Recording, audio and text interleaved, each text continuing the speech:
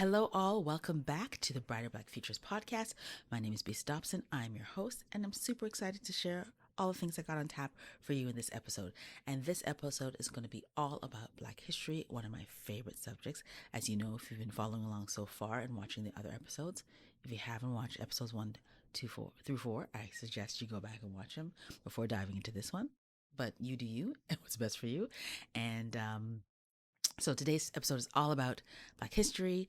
I'm going to share a quote that's related to Black history. I want to talk about some great Black historians, and then I'm going to get into my own story and talk about what learning Black history has done for me as a human, and also share a little bit about some other people I spoke to about the same subject and what their thoughts are on Black history and how it helped them move through their lives. So there you have it, a kind of quick overview of what's going to happen in the show today. So let's get into it. All right, segment 1, upliftments. Now, upliftments for me is about sharing a quote that I love that makes me feel empowered and inspired and excited about life. And today's quote is, of course, about Black history, tying into the theme. And some may think it's a little heavy for this section, but I don't, because I think that when I hear people recognizing what this person is talking about in the quote, it makes me feel good about the shifts that are happening in the world and hopeful about our future. So this great quote that ties into Black history is by a British historian by the name of David Adebayo Olusoga. He is a historian, a writer, a broadcaster, a presenter, and filmmaker. He is of Nigerian British descent, and he is also very smart.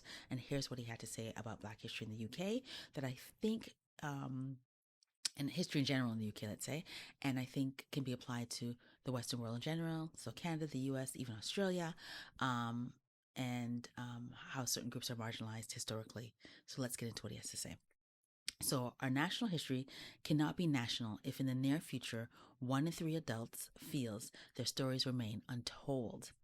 If this country's long global history of empire and interconnections is marginalized, and if the historical reality of race is rendered almost invisible. Isn't that a great quote?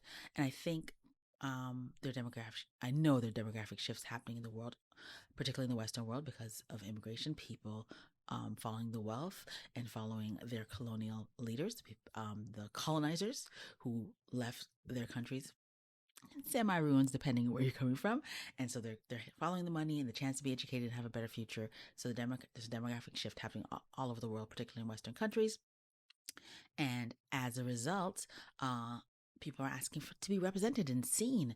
And traditionally, the histories in those places have been very European, I shall say, and you need to add in the South Asian history and the East Asian history and the Black history, because all of those people from all those groups, the Latin history, etc., because all people from all those groups have contributed in lots of ways that have not been discussed, because, of course, it's always the people in power who write the histories, and then, of course, people are left out. And so we need to be added in to make it a full and robust history, because, like I like to say, Black history is world history. And listen, everybody's history is world history. So no matter where you come from, your people have contributed, and we all need to be recognized. Let's get it.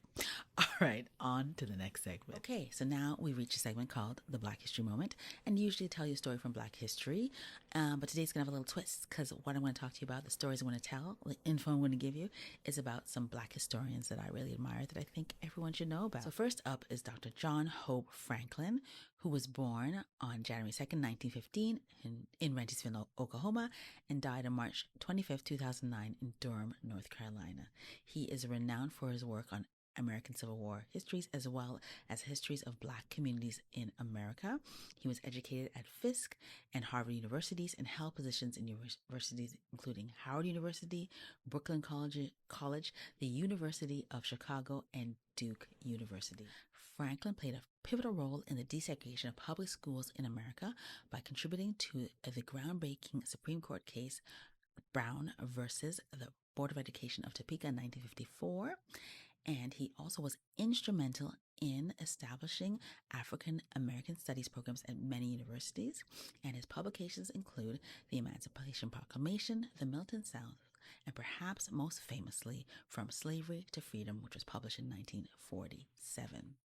In recognition of Mr. Franklin's many contributions, President Bill Clinton awarded him with the Presidential Medal of Freedom in 1995 and also appointed him to the Race Initiative Advisory Board in 1997.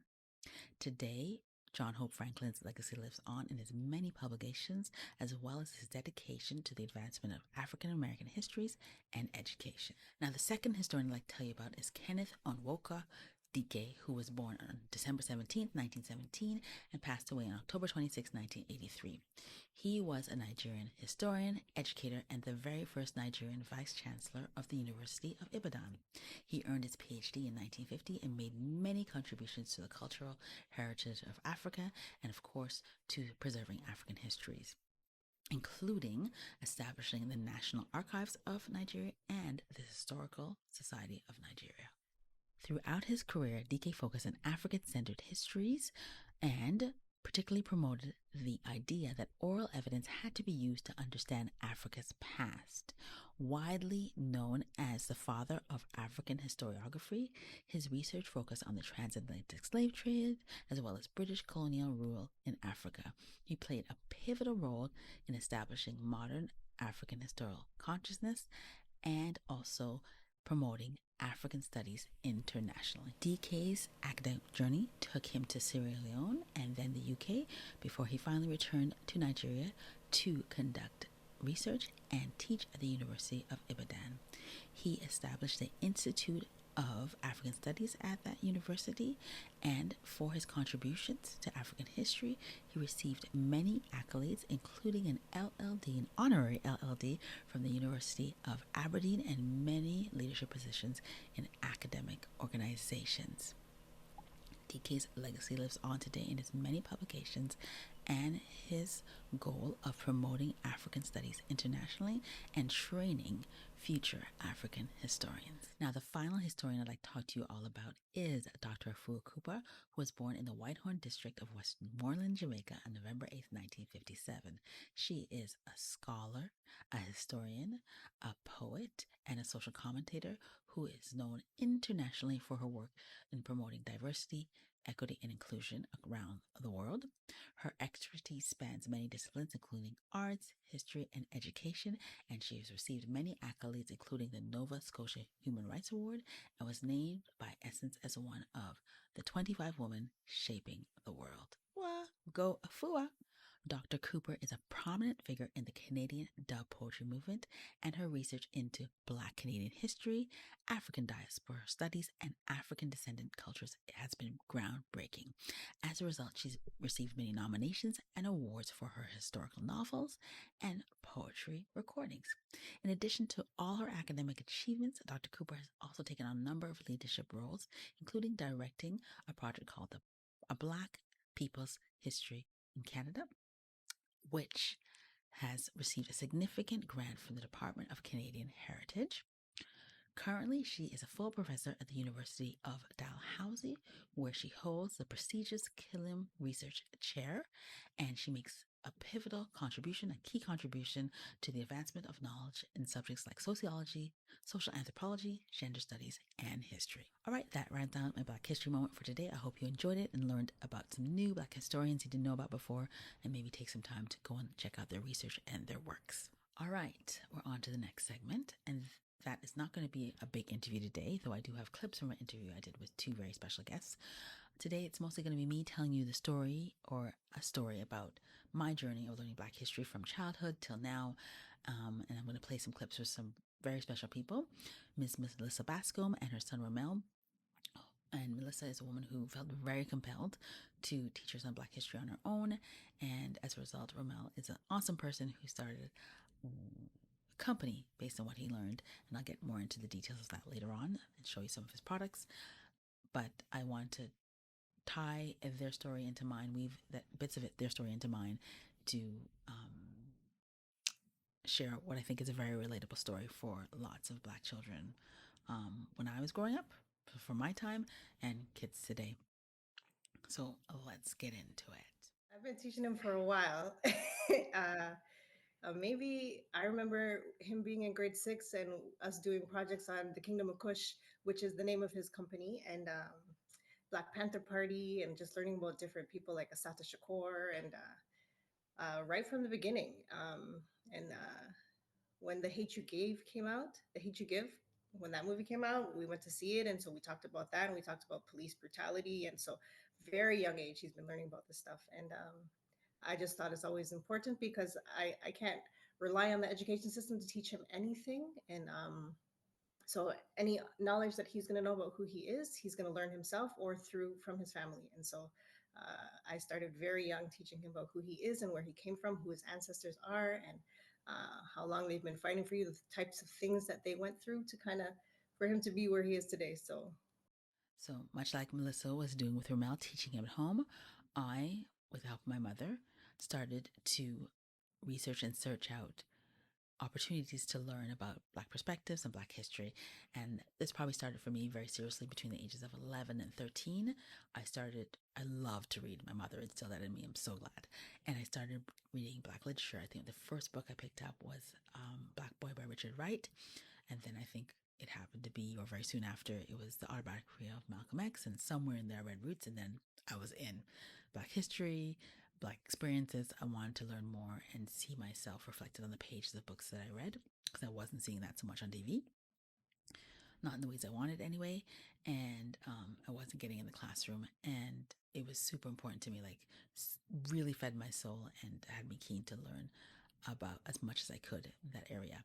And so by the time I was about 15, 16, I don't know how it happened, but somehow I ended up taking classes at a place called Higher Learning with a gentleman named Mr. Blake. I remember being in the basement. There's probably 10 to 12 of us huddled around this table and learning all kinds of things about African history, and teaching us that there was more to our story before colonialism and even after that we weren't being taught. And that was so enriching to be in that space with other Black kids trying to get that knowledge, and also taking it in myself. So the sense of community I got and the sense of pride I got from what I was learning was so huge. And then after class, always down there in Bathurst Street, we'd cross the street and go into Knowledge Bookstore. And I forgot the name of the owner there, but anybody who had a chance to go there, especially as a kid, understands what a great impact that that gentleman made. And I'm going to put his name in the notes because it's important to the story. So him and his wife, fabulous people. Any book we asked for, anything we wanted to learn, he would find it for us, so we could buy it and take it home and learn even more. So that period of my life, the sense of community that my search for Black history brought me, and also just the knowledge itself, was very empowering, was so needed, and definitely countered any of the lack and, dare I say, damage that was happening in classroom moments when Blackness was just invisible. And then, so what happened for me is I'm at school, not seeing anything or only hearing about Black people as victims and people who are long suffering, and they're out in the world with my Black friends at my Black history classes, and reading books is teaching me that, whoa, there's a history that is rich and interesting, and we've made so many contributions, and we do have something to say and something to give back, and we are part of the world in a real way and contributing in a real way. And there was this like gap, this wide gap that had me like, why is this happening? What's going on? And I think, in fact, I know that happens for a lot of Black children today as well, as you'll hear from Romel in the following clip. During Black History Month, all you learn about is slavery, but you don't like learn about like all these like inventions that Black people created. So like you get to like realize and like think about like all the things they teach you and just question everything they teach you. But here's a good thing, or the silver lining about that gap in knowledge, knowing that you're being taught something in school that you're not getting in the outside world, and there's different things in the outside world that are better and more uplifting for you. A, you're more curious, you want to learn more, and B, because of that curiosity and learning more, you start to know more about yourself and feel better and more confident, and that's what happened for me. And all that confidence and that curiosity pushed me to learn more about other people, not just Black people, because I recognized that the marginalization and the suffering that we were going through intersected with a lot of other people and other types of groups. So I wanted to learn about what was happening with women all around the world, with people from other cultures, so native or indigenous cultures. I read about Asian cultures. I read about disabled people. I read about Jewish people. I read about anybody who'd ever suffered as far as that I knew about and could get my hands on. I read and read and read, and that only picked up when I got to university. And I really strongly believe that my thirst for knowledge about myself and my community, learning about us, pushed me to learn about others and really develop this awesome, I think it's awesome, intersectional, well before I even knew that word, and anti-oppressive lens. And I fell in love with social justice. Am I out there marching on the street? No, but my perspective, my way of seeing the world is definitely infused with that. And I think that is an important gift that my quest for knowledge about myself through Black history gave me. So that is what learning Black history at that period of time did for me. And so now you're going to hear some clips from Melissa, who is more in my vintage, a little younger than me, and then also Romel about what the impact of learning Black history from a young age had on them. I think like learning about like the past and like African like history before colonization is important because it like helps you see like the like gaps that the education system like leaves out like Black history. I think it helps me understand who I am and where I came from and the strength that my ancestry is built on. So let's do a quick recap. So in the beginning of my journey on learning Black history as a kid, it was really affirming at a time when I felt alienated and I wasn't hearing about my history and Black perspectives in the classroom.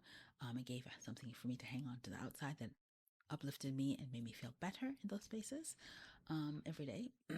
I'm more confident going to those spaces, though I probably wouldn't have said that as a kid. I definitely think helped with that. And then moving into my teenage years, it gave me a sense of community because there are other kids seeking out that knowledge from teachers that I happen to be learning from.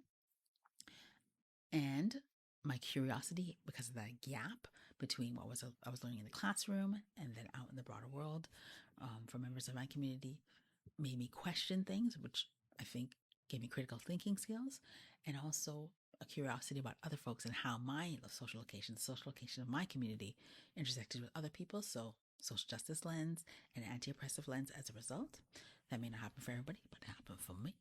And now, as an older woman, a mature woman, there's a confidence that comes from understanding that what me and my community experience on the regular ain't even really about us. Like, yes, it manifests on our lives and we have to maneuver and figure it out and work around it. And it's a huge obstacle. I'm not going to pretend, but knowing that it isn't something that is inherent, like Black people were born, therefore racism and the challenges we face start to happen. It's about systems that work against us on purpose to help somebody else and other people stay at the top. And the space that is created from really crystallizing for me is huge in my mind. Like, it's just such a relief and a confidence boost, like in ways I'm not really explaining here well, but definitely an outgrowth of that curiosity and that need that started probably when I wasn't even able to articulate the words, probably much younger than 10 and 12 when I started to read.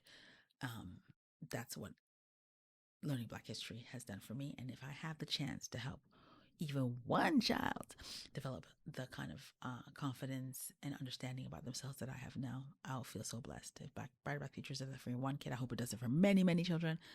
I'll feel so blessed. So that is my story. And just in case somebody's out there who's like, this is bollocks, we don't need no Black history. It's not that important. Even after hearing my story, which is understandable and very possible, I just want to leave you with some words from Melissa and Romel again, talking about what they would say to anyone who thinks learning Black history isn't important. I think it's extremely important, not just to teach your kids, but for you to learn yourself. So maybe a lot of people don't know about their history, and so a lot of people don't know a lot about their history, and so they don't know what to teach their kids, and just kind of leave it up to social media or hip hop or the TV to teach them about their culture, and that's all negative. So I think it's very important for us to know who we are and where we came from and what we're about, because like we were incredible and we're still incredible. We're an amazing race. And so these kids need to know that they were kings and queens and that they came from these rich empires and that they changed the world. Their ancestors changed the world. And so they need to learn this stuff. It's very important to learn about who we are and where we came from so that we can know where we're going. Well, I would say to like parents like that, like learning your own history is if it's important to you. Just imagine how it is for a black kid to not learn their history like in their schools. Okay, we're at the end of today's podcast. I want to say thank you so much for watching and listening and being here with me and allowing me to share my story with you. I hope you enjoyed today's episode. I'll be back next week for sure, as usual, on Thursday with another episode. Till then, please take care of you and be well. And I look forward to seeing you again soon. Bye.